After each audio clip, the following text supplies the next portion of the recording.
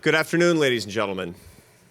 Welcome to the American Enterprise Institute. I'm Arthur Brooks, president of AEI, and I'm delighted to welcome all of you to this discussion entitled A Labor Market for the Digital Age. I'm honored to welcome Neera Tanden, the president of the Center for American Progress, who's co-sponsoring this event along with AEI and the Markle Foundation. And we're especially honored to welcome Governor Mitch Daniels, Governor Hickenlooper, Zoe Baird of the Markle Foundation, and Walter Isaacson of the Aspen Institute. I know that we have a tremendous conversation in store for us today on one of the great issues that we're all wrestling with. I want to start by giving you a few remarks on why this subject, finding new solutions to the problems of unemployment and getting people ready for the skills that they need in the next century, is so important to us here at AEI. AEI is a think tank dedicated to really two things: human dignity and human potential. And we believe that our commitment to truth requires a competition of ideas to function well in a free society. But this requires an opportunity society as well. There's a lot that Americans disagree on these days, but one thing that brings us all together, the real moral consensus, I believe, behind the American experiment, is that we have to push opportunities to people at the periphery of society, indeed, to the people who need it the most. So what are we missing that's making this so hard right now? If this were just a question of government money, we could have solved it. Our panel today is going to talk about what we really need. Now, we've thought about this a great deal in the work that we've done at AEI, and there are a couple of philosophical points that I think are worth making just in passing. There was relatively recently, about 5 years ago, I was listening to a speech by a Roman Catholic cardinal by the name of Francis George. He was the Cardinal of Chicago, one of the great intellectuals of the Catholic Church. He passed away relatively recently. I was listening intently because he was giving a fundraising speech, and he was known as a prodigious fundraiser. This is something of great emotional importance to me as the president of AEI. And he was talking to the donors to his poverty programs that were giving lavishly to his poverty programs. And he made the following statement. He said to his donors, "The poor need you to pull them out of poverty. And you need the poor to keep you out of hell." And I thought to myself, I'm not going to use that to fundraise for AEI. But it did raise an interesting issue for me. To what extent do we need the poor? To what extent do we need people who've been marginalized in our society? I realize that it's pretty easy for everybody in this room to say that we tolerate people who are different than we are and who've been left behind. And it's pretty easy to say we want to help those people. But to what extent do we need those people? The answer to that question is why I'm so excited about this panel. This is a panel on how we can need people more, on how we can make more people necessary, less superfluous to our own growth and to our own prosperity, how we can stop treating people as liabilities to manage, and how we can treat more people as those who have value to create with their lives and value to create in the lives of other people. That's our goal today with this wonderful and distinguished panel. Before I turn it over to the panel and to our moderator, Walter Isaacson, I first want to welcome my friend and my colleague in the think tank world, the president of the Center for American Progress, Neera Tanden.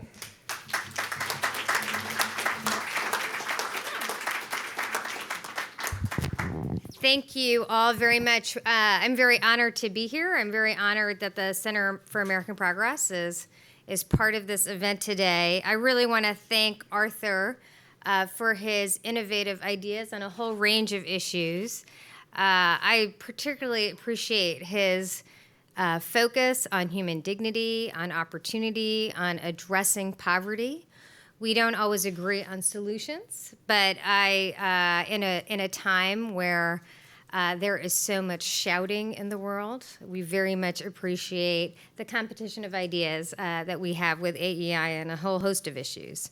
I'm also really honored to be here with Zoe Baird and the work the Markle Foundation has done in this arena, this really critical contribution to addressing so many of the challenges we have in the country. I think there's really no putting aside the fact that essentially the country is right now struggling with a lot of important issues about how to ensure that prosperity is there for everybody, for the margins and for the middle, not just those at the top.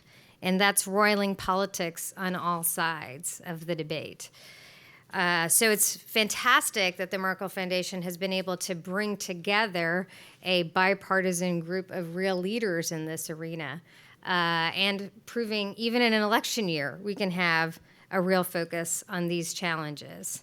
It's obviously no hidden issue here that globalization and technology are really driving a lot of challenges we're facing. People feel like wages are stagnant. They're not.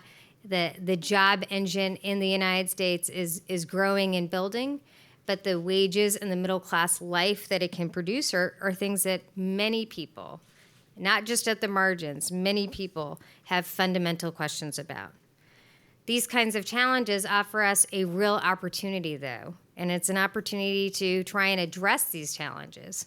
Again, I'm really honored to be here with governors who are at the forefront of trying to think through these challenges for their state. That's why the innovations that they'll discuss today around using technology to solve these challenges is so critical. We at the Center for American Progress have been working on issues like apprenticeships, about issues around ensuring that the jobs of today are really providing wages and a middle class income for people. But we're honored to be part of a debate and discussion with Markle and AEI that really focuses on how we use new innovations in technology to ensure that we're matching jobs for everyone. It's an important debate to have, and the fact that we actually are providing solutions is really, we don't have a minute to waste, since people are losing faith in institutions to address these problems. So I'm honored to be part of this, and I'm really excited for this panel and to start Walter off on this important discussion. Thank you all. Thank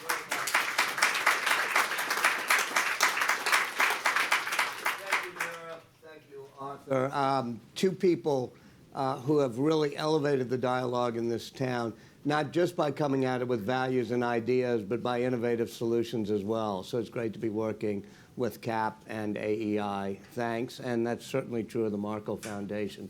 Zoe, and of our two panelists with Zoe, you know, in this year, as Neera said, that's filled with bitterness, bile, shouting, and somewhat of a poison partisanship, the governors on our panel represent what decent politics and getting things done for people is supposed to be all about. You know their biographies, but just real quickly, Zoe is the CEO of the Markle Foundation. She also leads Network America, and you just got appointed a few days ago, right, to be on the the Commerce Department's digital committee, I'll say. That's probably a longer name since we're in Washington for it. But you also help build Skillful, a skills to the workforce market-based platform, for which great. Mitch Daniel is the 12th president of Purdue University, and he's really one of the world's great leaders, as recognized not only by Fortune magazine, but his successful terms as governor of Indiana. And he's also taking Purdue into new directions, moved to provide a whole new set of answers to what should be done in higher education and the great challenges we face today. And John Hickenlooper, among other things, I think is the only brewmaster since Sam Adams to become a governor of a state. Is that right? I think that's correct. Yeah, okay. Well, but he was an entrepreneur, small businessman, a brewmaster, a mayor of Denver, an old friend, and now the governor of the state of Colorado. Let me start off with what is the disjuncture that we're facing now, which is as we slowly come out of the recession, there's been a mismatch. There are people looking for work, and there are people who need to hire, and yet they don't align. Let me start with you, Zoe, and we'll just move on down.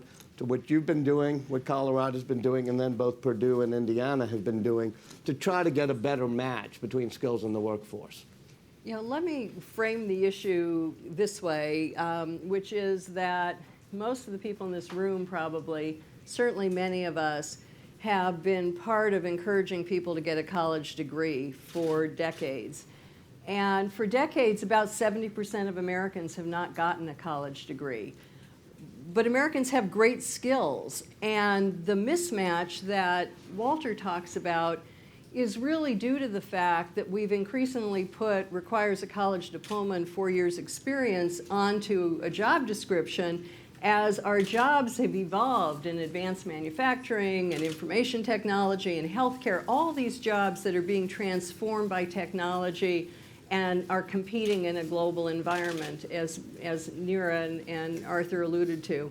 So what we've been doing is to say, we can capitalize on the talents of Americans much more effectively if, as these jobs are changing, we are using the power of technology to break down and understand what the skills are that are needed for these jobs and to help people get rapid training for those skills, whether it be training on the job or training in educational institutions, and Mitch is going to talk about some interesting things he's doing at Purdue. This is not to the exclusion of getting a college diploma. In fact, my bet is that if we can do this, more Americans will have a college diploma over the course of a lifetime, because we won't be telling them that by age 22 you've either succeeded or failed. And I think that's a big part of the challenge now, is to help every American see themselves in this new economy. And we can do that. So we have created, and John can talk about it a little bit, we're trying in Colorado and in Phoenix to start out with something called Skillful. And you can take a look at it at skillful.com, although it's really oriented toward jobs in those geographies. And what we're doing is we're creating this skills-based labor market that works for the vast middle that does not have a college diploma. And John has recruited employers to participate with us and to help look at their jobs in a new way, looking at them for skills.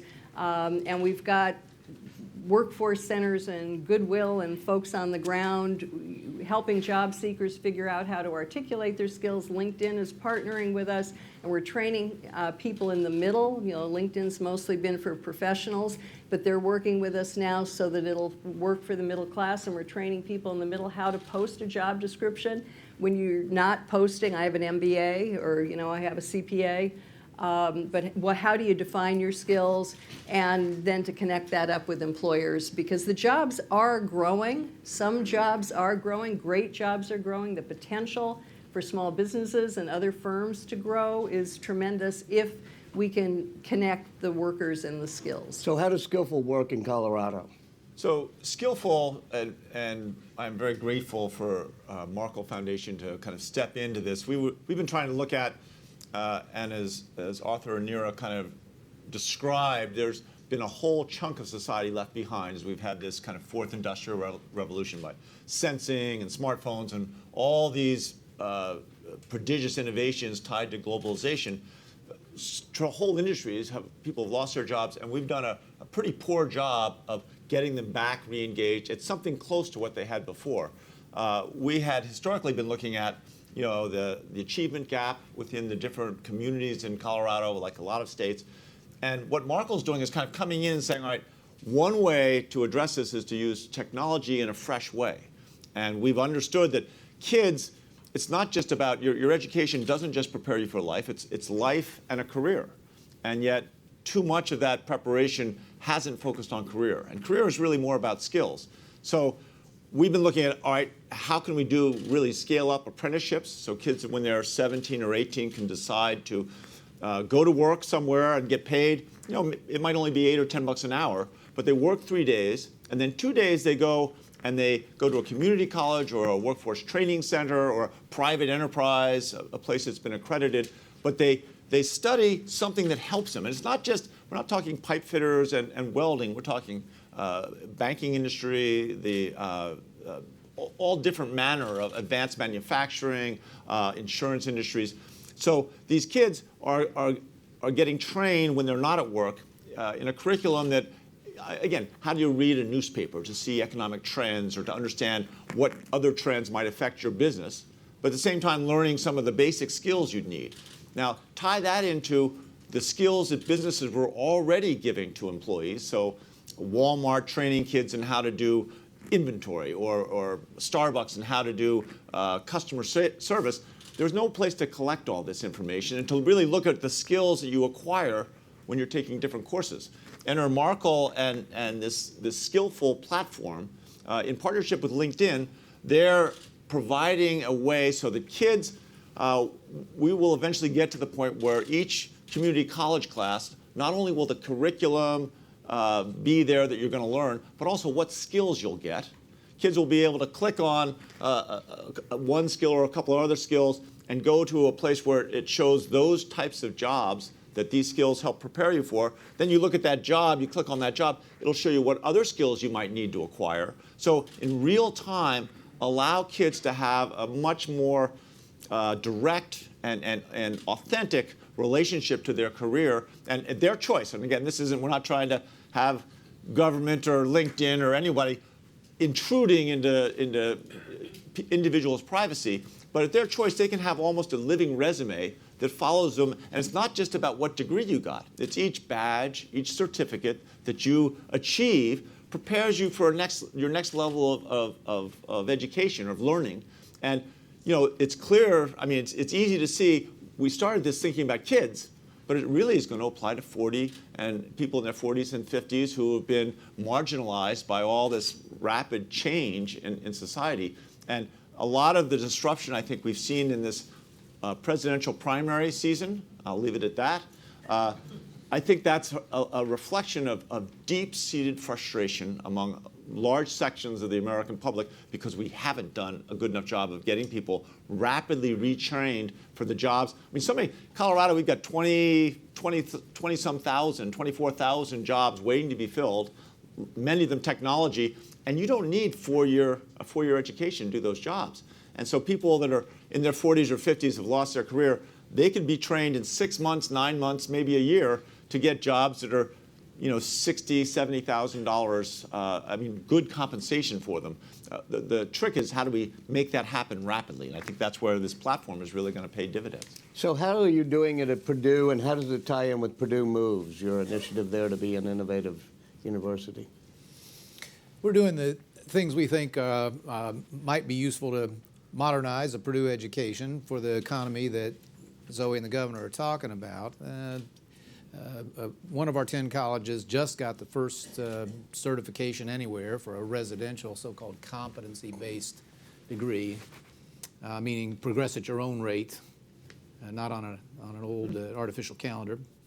And in that institute, we think the education will much more closely resemble the world of work. Everything will be project-based, everything will be team taught and team learned, this sort of thing. But Walter, I don't much worry about our graduates.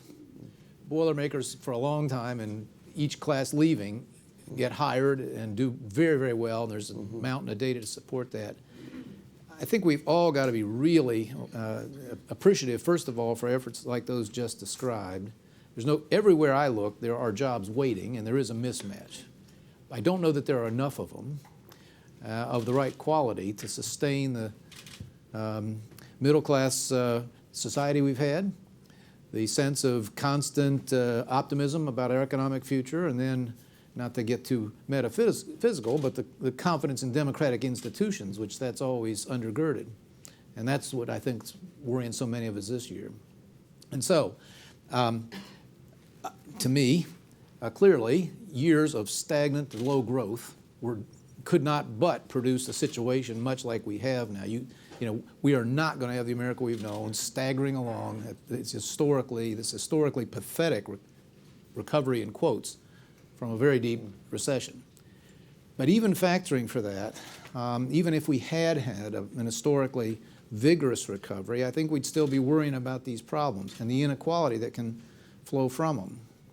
And what I'm trying to understand better, and I'm sure I'll understand better after I get to listen to you three today, is what else we have to worry about. Clearly, erosion of what we call social capital is a big part of this. You can have all the training programs you want in the world, but if people are addled by drugs, if they have no sense of motivation in their lives, and the connectedness that we once took for granted, you're not going to have economically productive people.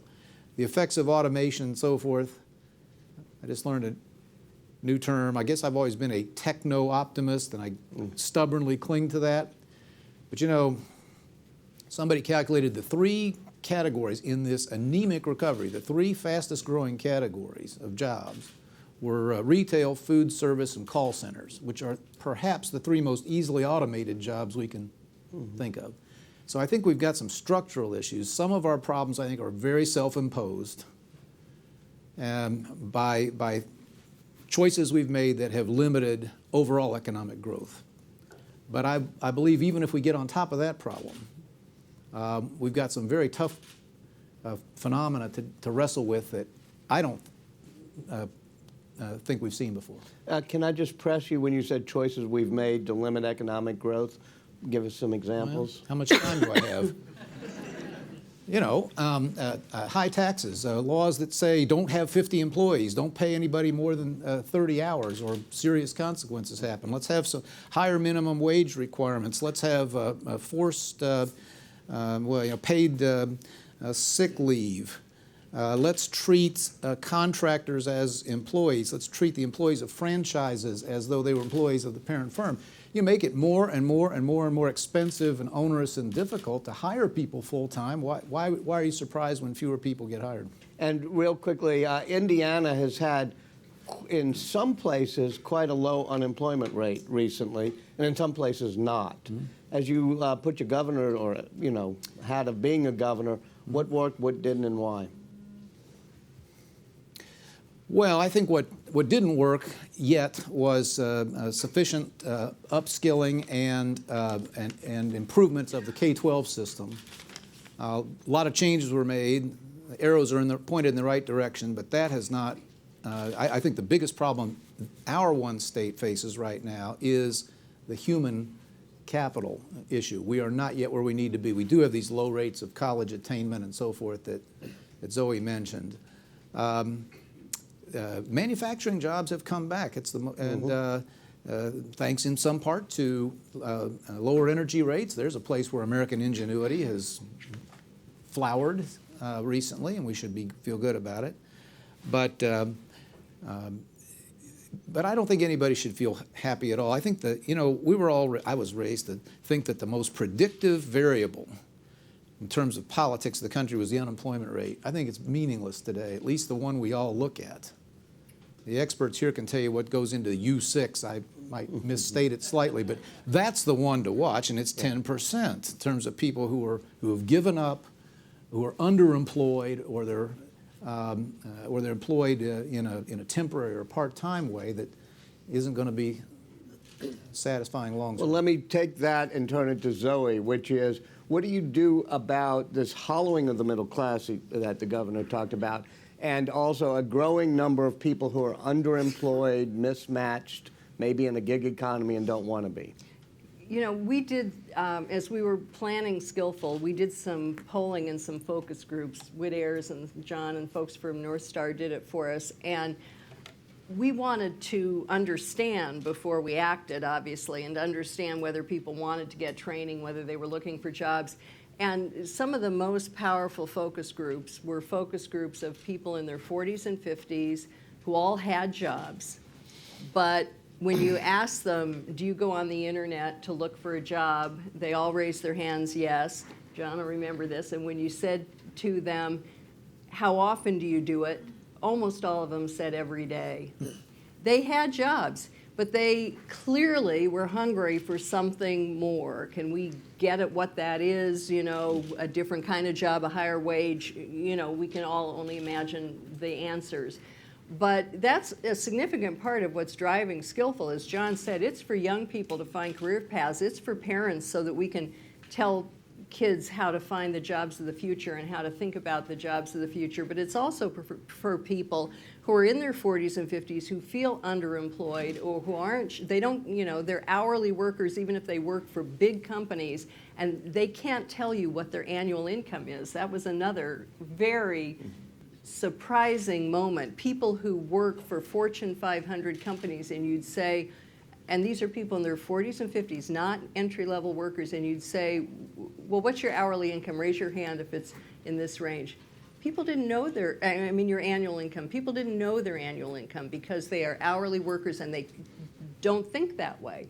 So this is what we have to change. Now, at risk of going on a little bit here, in addition to what I've talked about, it is critically important that we build many more good jobs. So Mitch is right. I mean, we have to make sure the jobs are there for people. And we have a collective effort that Mitch was a part of called Rework America. And we wrote a book called America's Moment, and it's probably around here somewhere, but you could Lily, will you find it hold online. up America's Moment? It's right by your foot there, just so people see it. Okay. Because it gets at a question which I hope you'll Right. address No, this on is, this. is how to, this is what I want to get into, is how to create more jobs. So in this book, we talk about human development, as I was talking about with Skillful, but we also talk about how are we going to create many more jobs, good jobs.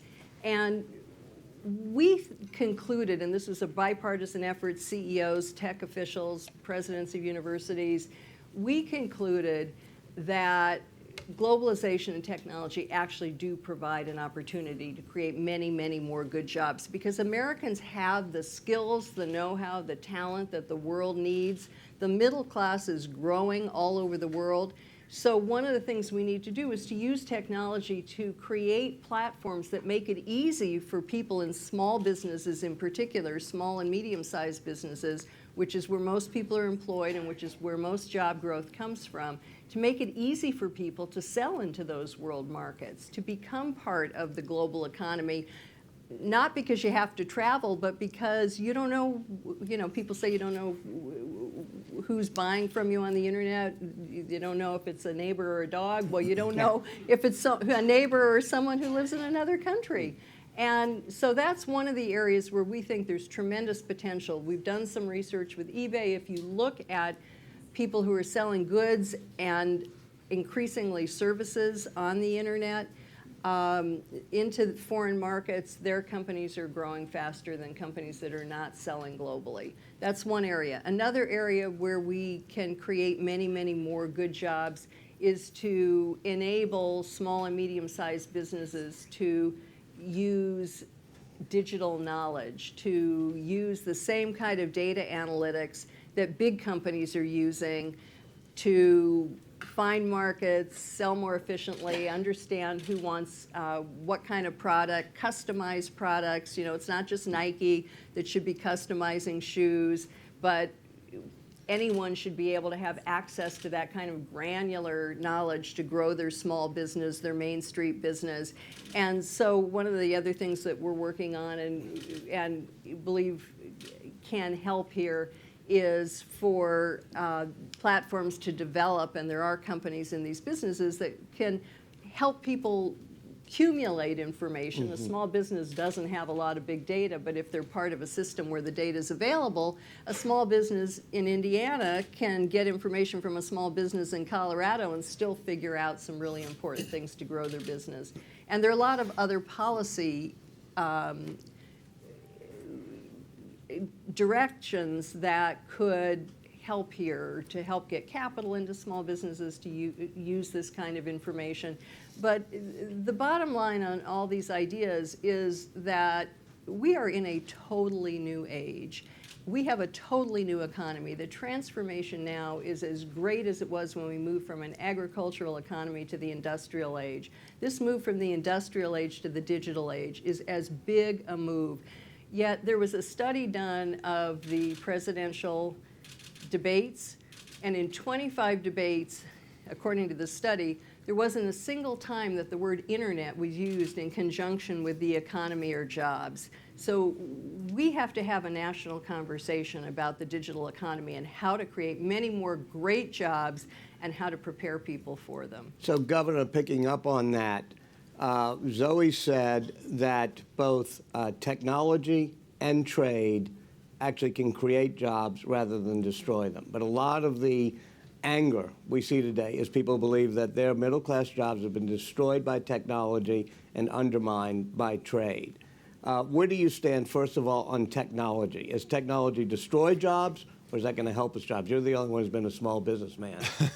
Well, at first, I want to recognize former Governor Daniels as really one of the leaders in this for a long time. And when he talks about the social issues facing people's desire to work or to better themselves, that's not a partisan issue. That's something we all recognize, and I'm not saying that because Colorado legalized recreational marijuana.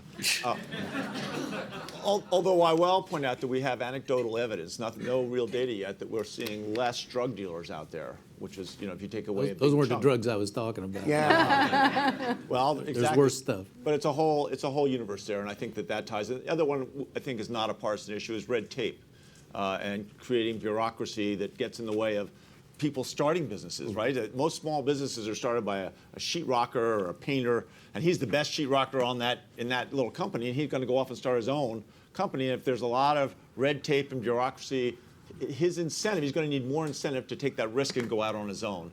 And those are really, in many ways, the job creators, which is how you get to the middle class. So that question of how we get there, it's not just technology. And I've seen technology. There's a company in Denver. 4 years ago, I got a tour of it's called the Belgian electronic sorting technology.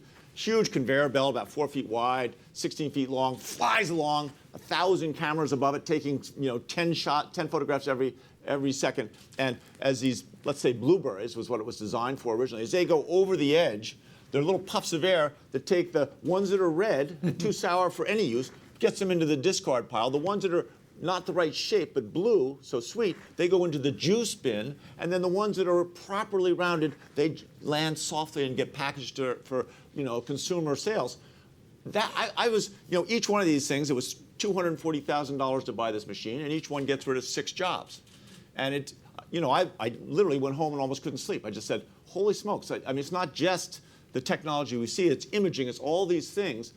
But I am now, I think, a techno-optimist now that I know now I have a title to it. Because I agree with Zoe. I think that we're going to create jobs. Right now we have a bottleneck. And as in almost every industry, when you don't have the necessary labor or capital, but labor is every bit as important, you stifle the ability to create new jobs and to grow. And that growth, as you point out, helps create the middle class, which feeds more growth. And I think getting in real time, enough people where these companies can grow at the rate they should will be catalytic. And I really do believe that we will, and it won't be just the United States. I think that middle class that's growing around the world is going to allow, if we get it right and can again get the workforce and the capital where it needs to be, we'll see, again, it'll be some years and it'll be a lot of work, but we can see genuine increases in productivity all over the world. Zoe said that the transformation we're going into from industrial to a digital economy is comparable to the one we went through when we went from an agricultural to industrial. One of the things we did back then, 100 and some odd years ago, is we radically changed education in the United States by saying high school should be free and universal. What radical changes in education should accompany this transition? Well, it has to start at the bottom, and this has been said now for, I'm losing track of decades. The Nation at Risk report is now 3.5 decades old, and one cannot say we've made nearly sufficient progress. Some would say very little at all. Everything you're doing after 12th grade, as far as is factory recall work. In fact, I always favored one change we didn't get made in Indiana, but I think I favored was if a student graduates with a diploma and it turns out they're not ready for college and they're not ready for work, you got to pay the remediation costs ought to go back to the high school that certified them, not to the taxpayers who have to pay a second time to do something we're not very good at. So it's simplistic as that is, Walter. I don't think you won't have a complete solution that doesn't deal finally with the difficulties that are of our K-12 system. After that, I love the things Zoe is talking about, the programs that the governor has in his state. As I answered your previous question, I think this is one thing we did not make enough headway on during my time in public service. There are one additional obvious target of opportunity is that huge, astonishingly big number of Americans who have some post-secondary education never finished. Right. Well, what about And, going after them in a big way, and there's some really great stuff going on in the online world that probably fits them better than it does, let's say, today's 18 to 22-year-olds.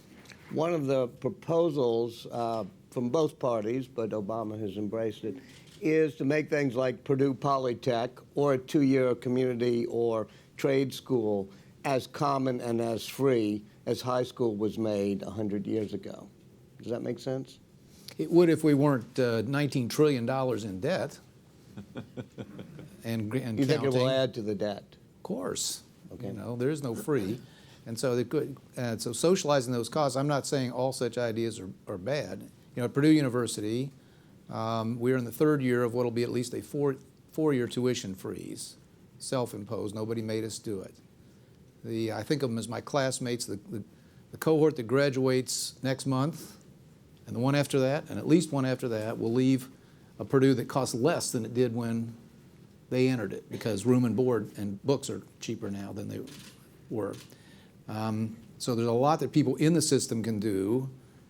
It's well established. There's scholarship across the spectrum, just like this room, that flooding any marketplace, same thing happens in healthcare. Flooding the marketplace with subsidy dollars did not lead to less expensive education. The system pocketed much of the money and passed the cost on to its to the intended beneficiaries of the subsidy. So I don't think that's a fruitful And one avenue. more question for you, since you're shorter on your answers than some, I'll keep pounding on you. I've less. It's because I have less to say. You're the co-chair of something that Zoe has helped support with the Markle Foundation. We at the Aspen Institute are hosting.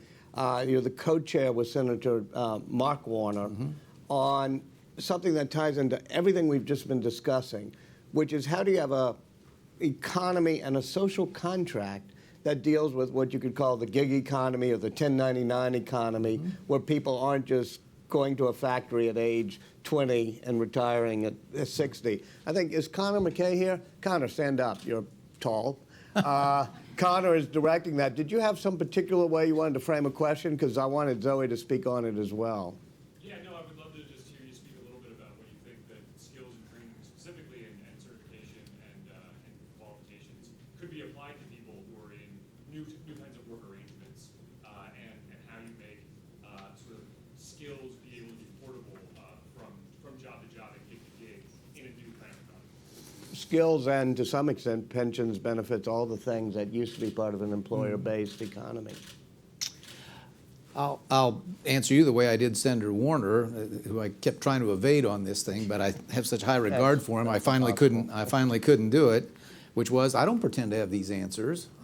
I'll sign up as an exercise in continuing education because I fully expect to learn a lot more than I have to impart. It's a fascinating phenomenon. I've been reading into it a lot since that assignment came along. By one measure, a recent, I think, fairly recent study, all the net new jobs in the last decade in this country fit into this category of temporary or on demand or contracted.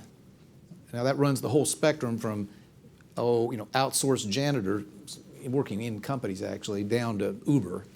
But still, it's a real and it's a growing phenomenon. I think one question we've all got to ask ourselves is, do we like this or don't like this? I think I read sometimes, I think, conflicting sense from the same people on this. There's a lot to be said for the flexibility, the independence, perhaps the dignity that goes with choosing your own work, time and place, and all that. It has all the downsides Connor's asking about, A lot of these folks don't have health insurance, workers' comp, UI, all these things that we've associated with full-time work. We're going to try to introduce that into the system, and if so, how? Last thing I'll say is if we don't think this is a positive trend, and I'm agnostic right now, but if we don't, we're sure doing a lot, and I mentioned some examples before, to push things in that direction. You would think we had a conscious strategy to maximize the number of temporary, part-time, and independent workers because of the things we've put in place that militate against their full-time and traditional employment. So Zoe, that's a topic in America's Moment, the book the Markle Foundation helped pull together. What do you feel about this new phenomenon, and what should we do, since it's like the tides, even if we don't like all of it, we can't be railing against it? Yeah, I think we touched on it a little bit, but mostly raised questions, and that's why we're collaborating with Mitch and Mark Warner to try to think through some of these things. It's a very fundamental values question for this country, and we're driven by policies and laws that were enacted in a prior time. So to Mitch's point, I don't think we're intentionally driving things in this way. I just think we aren't having the policy and public and political debate to write the framework that works with the present economy. And we haven't had, in Washington certainly, a political environment where that can happen. The states are doing some of this better. But the challenge is not, in the first instance, in my judgment, figuring out what law to change. The challenge, I think, is what are the values that create the whole of America in a new economy? And when you're talking about social safety nets, when you're talking about economic security and some of these broader questions, we haven't even begun to have that conversation. Arthur alluded to it, I think, in his opening comments, for which I'm very grateful. I'm very grateful for AEI and CAP and collaborating with us. But I think we need to have a pretty fundamental conversation in this country. We can debate whether the government does it, business does it, neighborhoods do it, Goodwill does it. We've got Goodwill working with us in training people for a skills-based labor market. That's not what I used to go to Goodwill for. I don't know about you. I mean, people don't realize how much the social institutions on the ground are changing because of the tremendous needs in cities and states. But we really, I think, need to figure out what we're going after, and then we can address the policies, as Mitch says. I have a question for the two governors, and then I'm going to open it up, so be thinking about what you would do. I've watched Steve Case, who has a new book out but is wandering the country on a bus, which is a cool phenomenon, going to what he calls the rise of the rest, meaning cities across this country that are suddenly coming back, as opposed to it all happening in Silicon Valley or New York. And in your state, whether it's Boulder or Denver, certainly Indianapolis, but South Bend, many other places in Indiana, there's a new creative economy that's coming back into cities in particular and starting new jobs, being innovators, being entrepreneurs. What can we do to encourage that? Is it a real phenomenon? And, where do you see it happening in your state? Well, certainly, I think it's real, and a lot of it is Richard Florida's predictions, whatever it was, 12 or 13 years ago, and I'm not saying he got everything right, but this notion that there's a creative class, these young graduates come out of school, and they will live where they really want to live rather than going and starting with a company and spend their career there. So we started in Denver. We focused on modifying taxes for places that did live music, and interesting, you could say it's superfluous, but now there are more live music venues in metropolitan Denver than there are in Nashville or Austin. And we're also one of the top destinations, if not, with DC, one of the top two destinations for millennials looking for a place to relocate. We have 1,000 miles of bike paths in metropolitan Denver now. Again, these are things that are, you would say, just superfluous quality of life, but it attracts all these young people. So many of the kids who write code for the internet or create software, they were kind of the nerds in school, and they didn't really hang out with the football players or the class president or maybe the cheerleaders.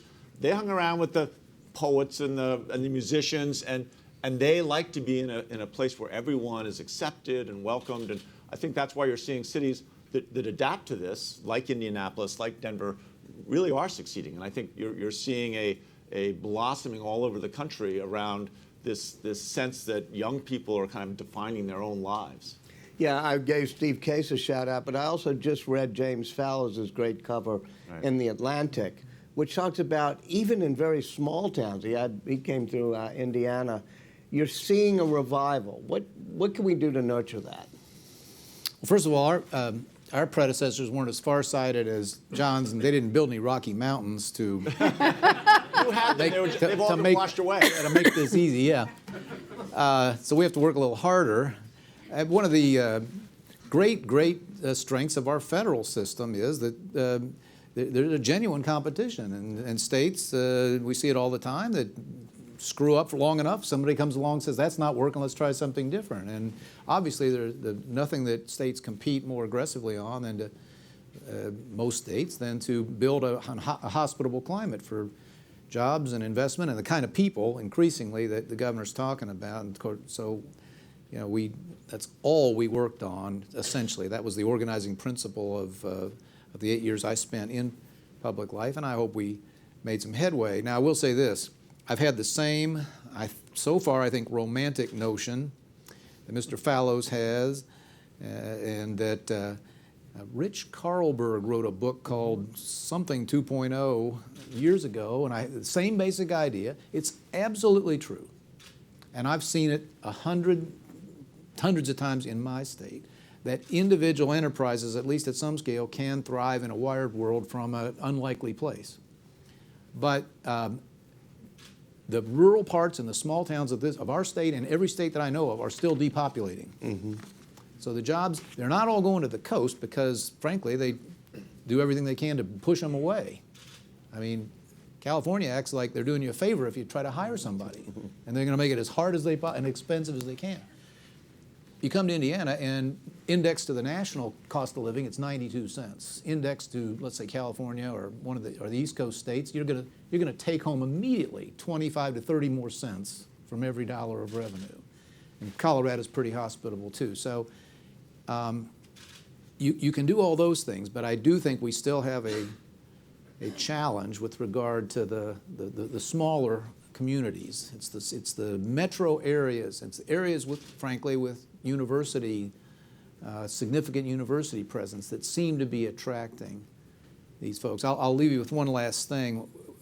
We're taking something of a calculated gamble at our university. We live in a nice town, but it doesn't have all the features that some of our competitors do. So we're doing a 50-50 deal with our town, a town gown arrangement. I don't know who ever tried this before. We're going to transform the whole stretch that connects us to the town and runs through our school.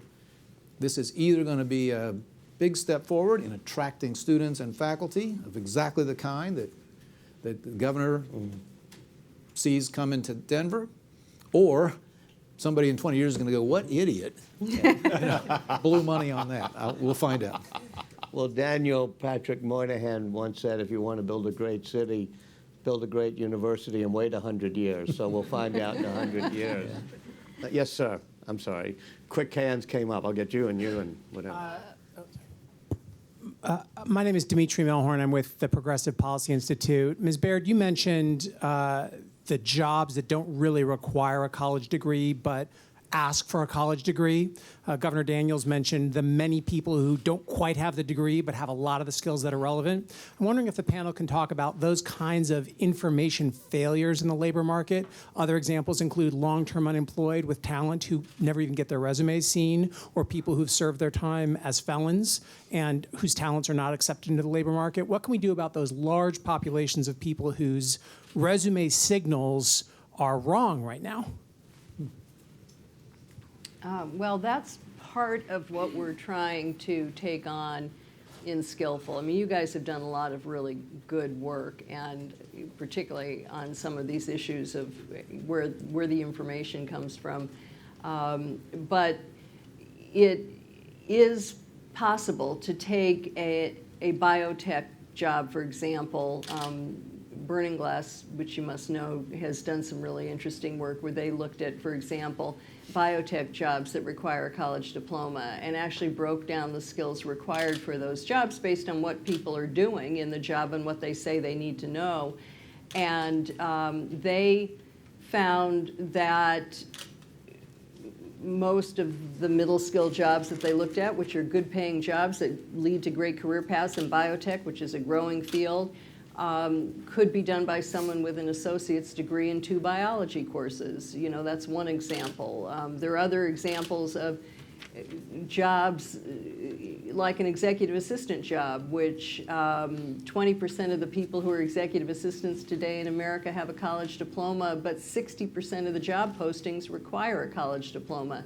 And it's hard to believe the jobs changed that much, but if it has, the kinds of skills someone's picked up, a new program they're comfortable working with, new kind of spreadsheet, whatever, you can reveal that on a profile online and demonstrate that even though you didn't get the college diploma, you have all the skills needed for an executive assistant or an advanced manufacturing job in biotech. And so that's what we're doing with Skillful, with LinkedIn, is we're training people to demonstrate their skills differently. We've got an employer toolkit where employers can look and see what the skills are at different levels of jobs in these fields, and apply that to their own job postings. And we're trying to break through, and obviously we got a lot to learn, and this will be reiterated and revised, and there'll be many new versions as we learn what works and what doesn't, but that's just what we're trying to go after. Yes, ma'am.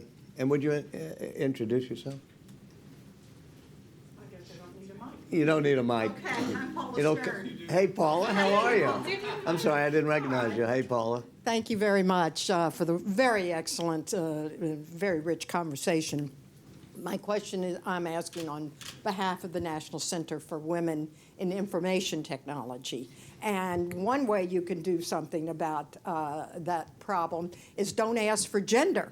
Ask for what your skills are when you post those jobs.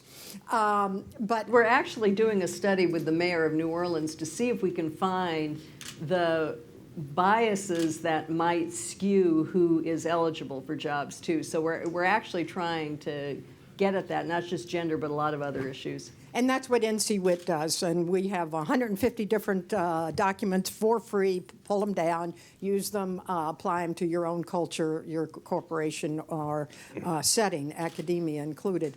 My question really goes to the president and the federal government's role as the leader who has enunciated this Computer Science for All initiative, which is a dramatic program dealing with the fact that the states and the local level have not put computing and computing science into curricula.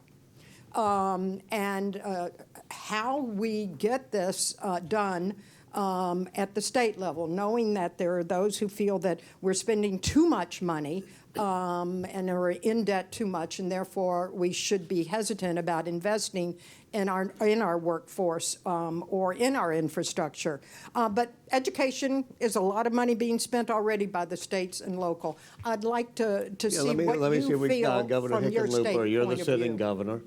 Yeah, I thought that question was really about the federal government. No. It was about but I was going back to the states and computer science for all initiative. So states, Colorado. That's all right. We'll run you for national office if you want. Okay, not right now.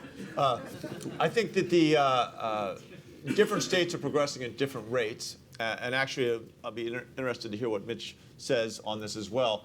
You know, the controls of pedagogy, right? What gets taught in the schools? You want to change that and take it on, you've got to go against the academic bureaucracy within our universities, and it is very hard to ply them, to mold them outside of their traditional way of approaching this stuff. So we have different school districts that have been able to do this. Colorado's a state that lets the local school districts have a great deal of leeway in how they address this. And we have, I think, some great successes. And my job is to make sure that those successes get spread to all the, that each other school district can see the outcomes that they're getting and then embrace these approaches where you start teaching coding in 7th grade or 6th grade and begin to let kids work up into stuff that's fun, right? How do you design a very simple computer game that you can play on your smartphone?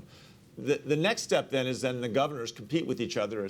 As Governor Daniels said, we governors, I mean, we work better. Republicans and Democrats as governors work better. I was the chair last year of the National Governors Association. We can come to maybe not a consensus, but agreements quite easily. But it doesn't mean we're not intensely competitive. And I mean intensely competitive. So hopefully as those of us that are doing this kind of broadcast the success and kind of brag in governors' meetings, it'll change rapidly. I think what the president's trying to do is saying that process is too slow, right? We need real-time change right now, and I don't disagree with him. I'm not sure the motivational incentive. I mean, you got to, like anything, you got to align self-interest to really make change happen. And you know that the process that's going on right now needs to be incentivized. We've got to find the right incentive. Purdue University had the first computer science department in the world. Just passed its 52nd, I think. Definitely true. University. One Yeah, of the and important you know, milestones.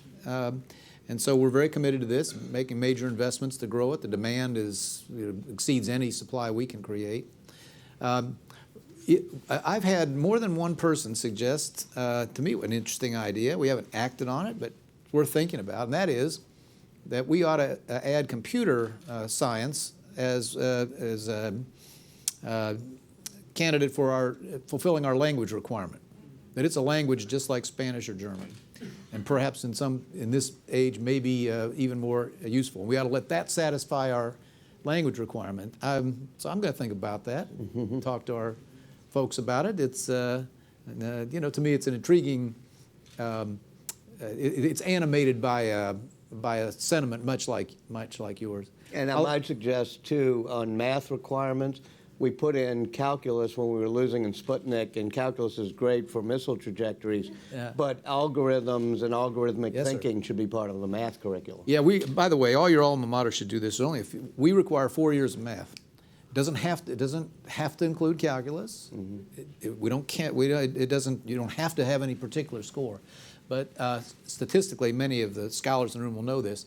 Last I looked, the single strongest correlate to eventual success, completing college on time, et cetera, was 4 years of math, something about the discipline and so forth. So one simple thing that schools could do is dial that up if they're not there already, and you might see improvements.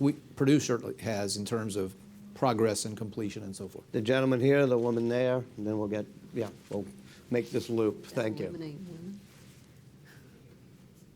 That way, keep the microphone here. We'll pass it around then to them. Yeah. Thank you. This is for President Daniels as his role at Purdue. What percentage? Would you identify yourself, if you don't mind? I'm sorry. I'm Nick Farmer, independent citizen. If I can interrupt, I think President Daniels has a nice ring to him. Given the primaries around the country, but I'll be quiet. John, behave yourself. What percentage of your students are U.S. citizens, and what percentage of your graduates end up working in the United States? And how does this inform your thinking about policies that's working and not working in the country today? 85% of our undergraduates and only probably 5% of our graduate students are domestic. We think we have, I'll just talk about the undergraduates. We have 30,000 on the main campus. We think we're in about the right balance. I like the fact internationally we're one of the most diverse universities with as I say, 15, and in some recent years it was a little higher than that, percent coming from other lands. And I tell our students all the time, you can learn a lot about this world before the first time you study abroad or the first foreign trip you take, if you'll just make the effort on this campus. So, but we talk about that a lot, and I think we're in a reasonably good balance point. We do look very hard. I mean, I hope we'll fix visa policy in this country sometime.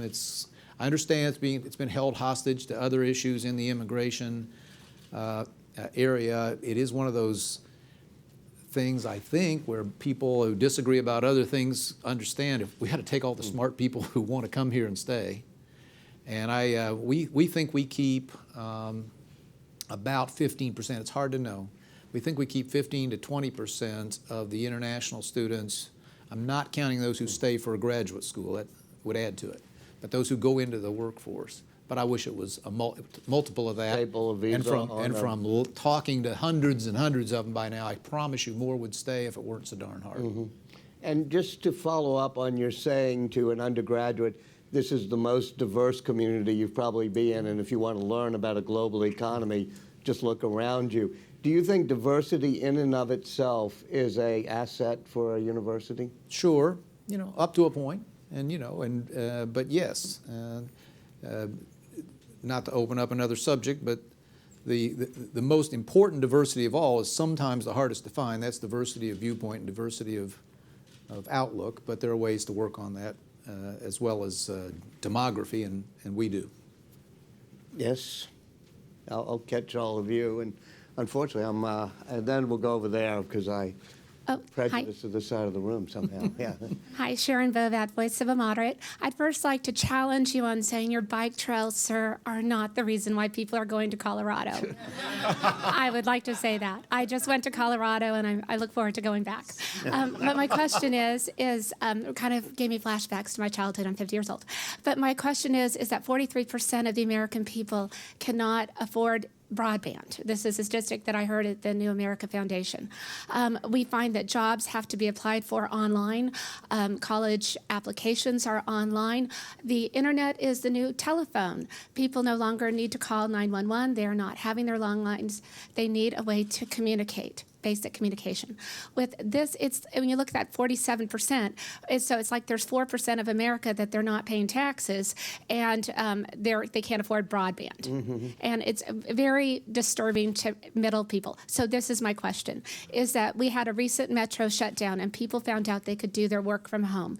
Women found out that they could do their work, whether it be taking administrative roles, they could make appointments, they could do reservations from their home because they could not travel into the city, and their employers allowed them to do their work from home just because of that emergency situation. Do you see that in a digital economy, that we can create more roles for women, that we can work from home, but still not lose our pay because we are being just as productive? I think that a digital economy, if we can change the mindset of the current people that are the leaders, we can bring it back to this topic, digital economy. Commerce Secretary Pritzker has appointed you to look into these and many other issues. Do you want to take that? Sure. I'm going to be co-chairing this new advisory board on the digital economy, and one of the questions that the Commerce Department's really put a lot of time and effort into have other agencies is access to the internet in rural areas, and there's certainly a lot of companies that put a lot of time and effort into that as well. It's clearly critical. Your question about women working from home, though, is more complicated because it also gets back to some of the issues Mitch raised. There's a tension over whether people who work full-time for a company from home get benefits, whereas if they go to an office building, they would get benefits. And, we need to resolve some of those tensions. And most of our population has been moving towards cities. So for the vast numbers of the women that you're talking about, the issue is less internet access and more some of these other benefit, job condition issues. But certainly access to the internet universally in this country is something we have to pay critical attention to. And if you look what China's doing in other countries, it's not lost on them that that's going to be the engine of both economic growth as well as individual opportunity. I'll just interject because I hope you'll look at it when you do it.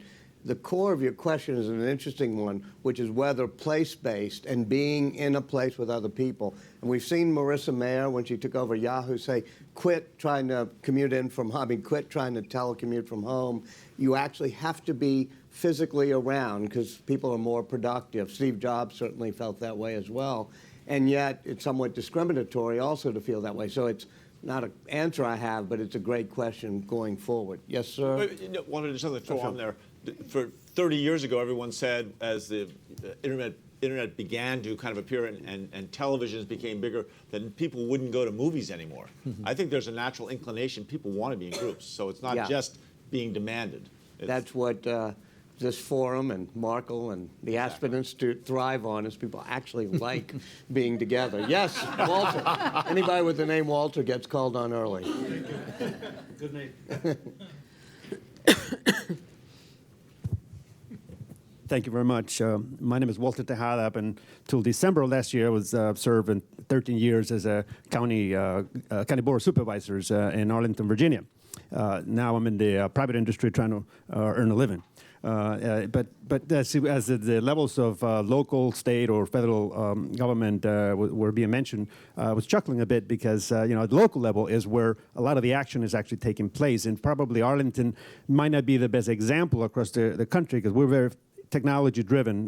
The Pentagon is located in Arlington, so there's a whole world of technology there. Yet there's still a digital divide, and the digital divide is not confined only to the white male from the heart of America that may have been displaced from a manufacturing job because of a trade agreement or whatever issues are involved. The skills for technology really are for everybody.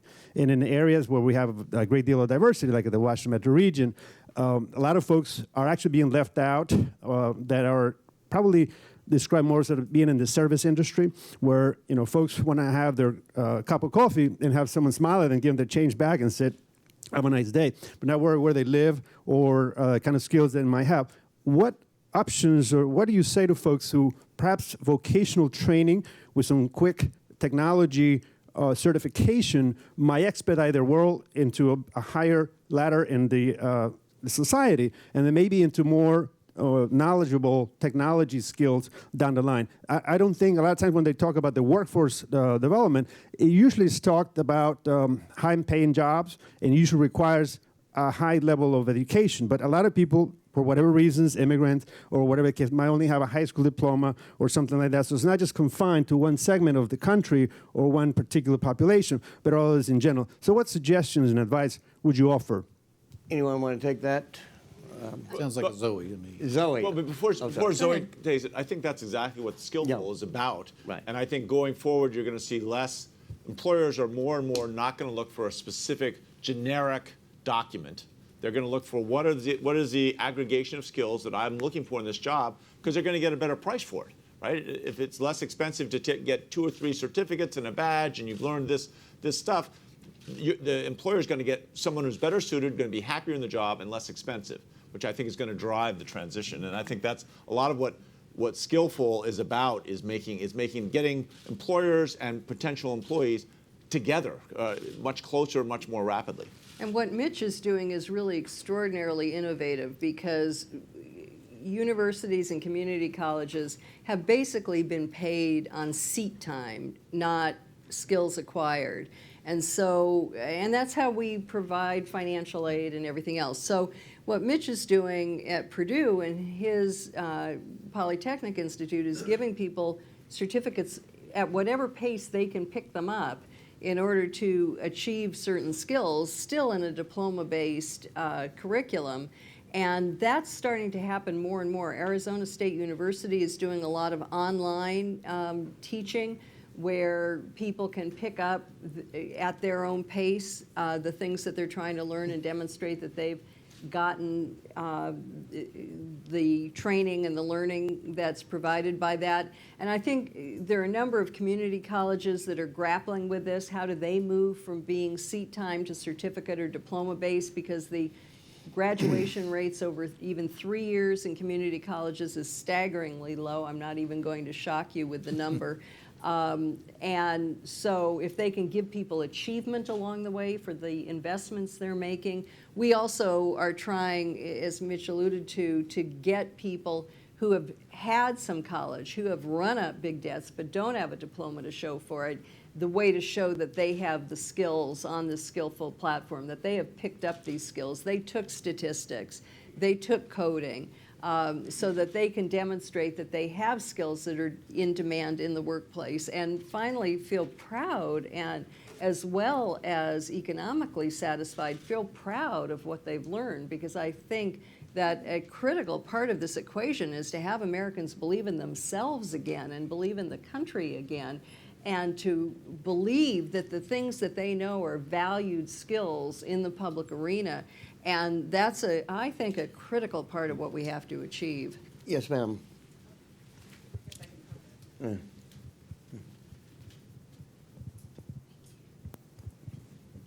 Hi, Nicole Turner-Lee. I'm at the Multicultural Media, Telecom, and Internet Council as their Chief Research and Policy Officer. And talking about women and girls, I'm also affiliated with Arizona State University's Center for Gender Equity and STEM for Women and Girls of Color. So my question is actually this.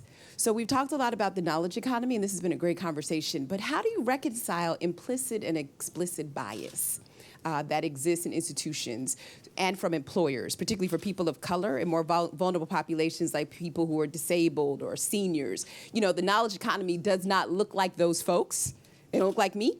So how do we actually begin to think about this conversation of disparities and push it past just the skills building phase and more towards shifting institutional paradigms so they're more accepting of people once they're actually able to attain these competencies? You know, at the end of Malcolm Gladwell's book, Blink, there's a wonderful anecdote that describes that, you know, in 1982, almost every trombone player and tuba player in every major orchestra was a man, because women didn't have this lung capacity, the strength, their lips weren't strong enough. And then this woman went and did the blind audition because the son of the first violinist at I think it was at Berlin Symphony or something. Anyway, in the blind test, this woman, they just, everyone else go home. You're it. And then she came out and she had a long ponytail and everybody freaked out and there were lawsuits. You know, blind, it's a wonderful image of what happened. And now, of course, every symphony has blind auditions for all their senior positions. And now it's almost 50-50 in terms of trombonists and tuba players. I think that blind audition should be everywhere. It should be in our court system. Or at least defendants should be offered a right to have, if they don't want to be seen by the jury because they have tattoos all over themselves or whatever reason, they should have that choice. You can't take it away from them, but they should have that right. And certainly when you're applying for jobs, it makes perfect sense. And technology helps us do that, I think. Well, it helps and it hurts. It helps and it hurts. Yes, ma'am, way over there. Yeah. Yes, my name is Stephanie Berry. I'm actually retired from government. But my question is, how do we create a new labor force to go against hard problems like infrastructure? So in the digital age, it seems to me that technology could help us figure out ways to build infrastructure that matches the advances in the digital world. But I haven't heard much about how do we push these companies to actually find that new thing that brings in a lot of people to take on some of the hard problems that we have right now. Well, I think it's coming. I mean, your car's going to talk to the road very soon, and talk to other cars, and you know, the infrastructure we build in the future is going to be smart in a way that we never imagined just recently. You know, I'm not sure, Stephanie, this is quite encompassed in your question, but no bigger believer in infrastructure in the room than I am. We built more than our state had seen in a long, long time or ever. And I'm a true believer that this is a major issue for the country to rebuild and build the new infrastructure we need. But two things. One, we ought not overestimate the degree of employment that comes with it. I mean, only so many people, you want to talk about a high-skilled job, drive a bulldozer, try to drive a bulldozer or a grader. You know, so this is not, you know, the CCC in the 1930s. Some people have this imaginary view that it's going to put jillions of people to work. No, the employment effect of infrastructure is the second order effect after it's there and businesses locate to take advantage of it. So I think you're going to see and are seeing important new investments. But the last point, if you want to talk about a place where public policy gets in the way of progress, this is it. And it's so easy to talk about building infrastructure. Go try to do it sometime and spend 8 years, you know, in an environmental impact statement or a statement, you know, to check and see if maybe somebody can find an arrowhead somewhere. I mean, We have really, everybody concerned about the infrastructure crisis ought to read Philip Howard's work about how ridiculously difficult we make it for no compelling societal reason. You know, let me follow up on that because we talked earlier about making trade schools and community colleges free, talk about infrastructure spending.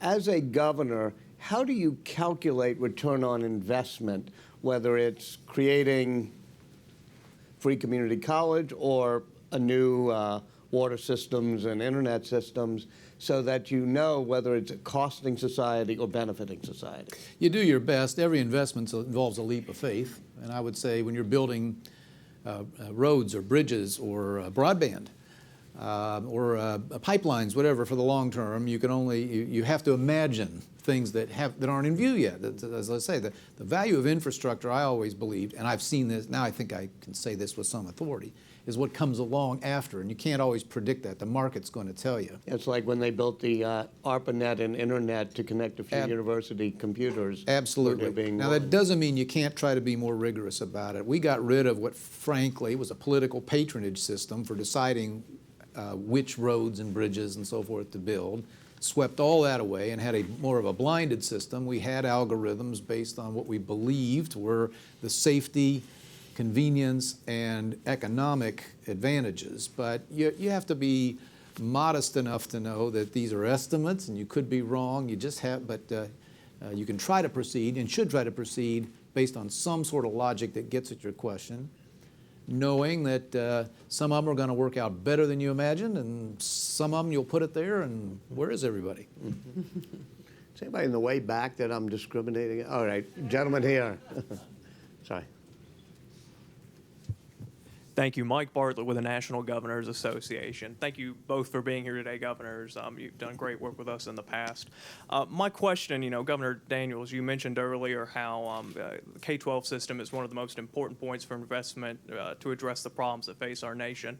What are the opportunities to integrate work-based learning or other apprenticeships or other activities across the entire education system to better link the world of work to the education system? Mike, it's a great question, and like everything else, I don't pretend to have an answer, but I will tell you this. And probably the most reckless of all the things we're trying to do at Purdue, new things we're trying to do at Purdue right now, we're going to start a high school of our own in inner city Indianapolis. And it's going to look a lot like what I think you're in. As a matter of fact, it's a mirror image of this Polytechnic Institute. Now, I'll confess to you that seeing if we can if we can contribute something to a high school education that does exactly what John was talking about, by the way, gives certificates or badges. We imagine that a number of these graduates will go straight from high school to work. But the number one objective, honestly, is to go back to something else we talked about before. The pool of first generation and minority students who are even remotely likely to succeed at our university, in our state, is heartbreakingly small. And I'm tired of waiting on the K-12 system. So this high school, if we can make it work, and we never started a high school, so I don't know. If we can make it work, though, the one rule that I've established is in every diploma of every graduate, there'll be a direct admission to Purdue University, because we can't wait anymore. Every year at this time I check, and the total number of African American graduates in the state of Indiana at the Purdue median, and we're a land-grant school. We have high standards, but we're not a highly selective school. We want to be the opposite. We were put there to, and someone made mention, Walter, to bring to throw open the doors of higher education beyond the elites. And in every year I've been there, it's been a low three-digit number, just at our median. That's the whole universe. I'm not going to tell you how many of those are men or young men. And so we're going to try to jump into the deep end of this pool. Yes, I think we can, I hope, contribute something or learn some things that will speed young people to remunerative employment. but it's really aimed at trying to have a university community that includes more people of low income and first generation. Last quick question back there. Yep. I'm sorry. I see a couple other hands, but I'm trying to be fair here. Thank you. Good afternoon.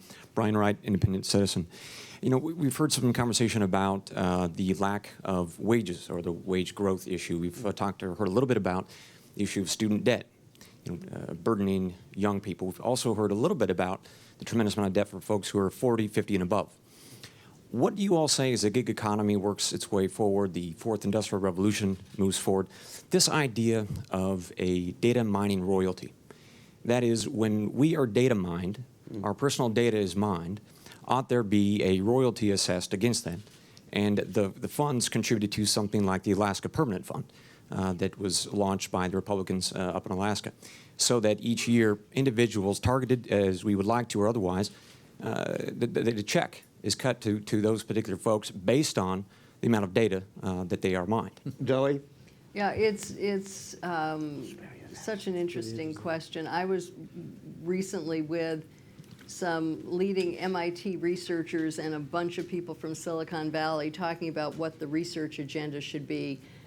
And I put on the table, why don't you take a hard question? Forget all the stuff that, people suggest to you that, how many people are going to work in the gig economy or things like that.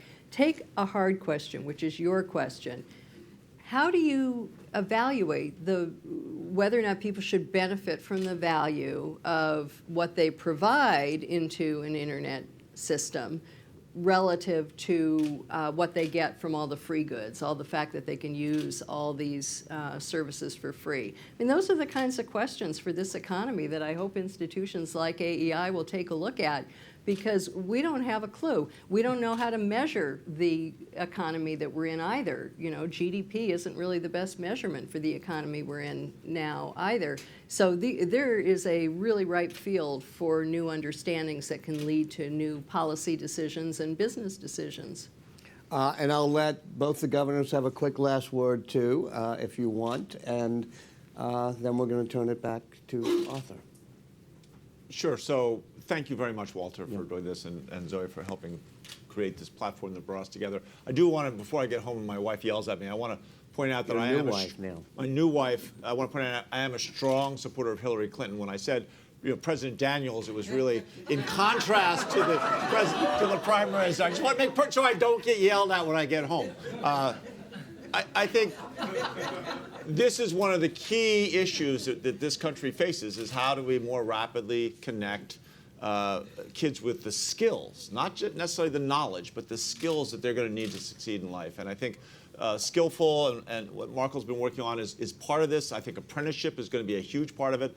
A high school, like what President Daniels refers to, is another part of this. My son is in a public school, longer school day, longer school year, but no homework. He's in 8th grade. Loves it, right? And the school's out achieving. I mean, we've got experiments like that all over the country. How come we're not scaling them, right? And I think this may be where you get institutions of higher learning that get to be in the ground floor, and then it gets scaled more rapidly.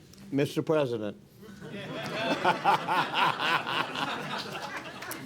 Well, it's a really provocative question. I think Arthur should be the subject of one of your upcoming programs. One thing that just strikes me, our own students and everything else I read, young people in particular, but all Americans seem very complacent about giving up all this data. And by the way, if you tell them we'll give you 10 cents every time, it's fine. But we haven't thought enough about that, I don't think. It probably ought to be a matter of free choice, but we ought to make sure it's an informed choice. And I don't feel informed to know exactly what the implications are when I, let somebody look through my personal affairs. Well, it's one of the many new elements in this new economy. I first want to thank Zoe. It's been amazing how, since you've taken over Markle, you've been at the forefront of every interesting and important issue, and I thank you very much for it.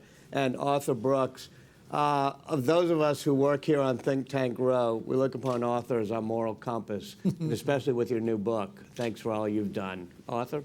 Thank you, Walter, and thanks to all of you. I'd like to, I know you're going to join me in thanking our guests in just a second. Please watch this space. for more conversations on this incredibly important topic. I'm sure that the most newsworthy item was the nomination of Mitch Daniels by popular. But we will have an ongoing conversation about what it means to succeed in America, what it means to have policies that can help people to earn their success, which is really the moral consensus upon which this entire discussion is centered. So with that, I'm going to thank Baird, John Hickenlooper, Walter Isaacson, Mitch Daniels on behalf of all of us.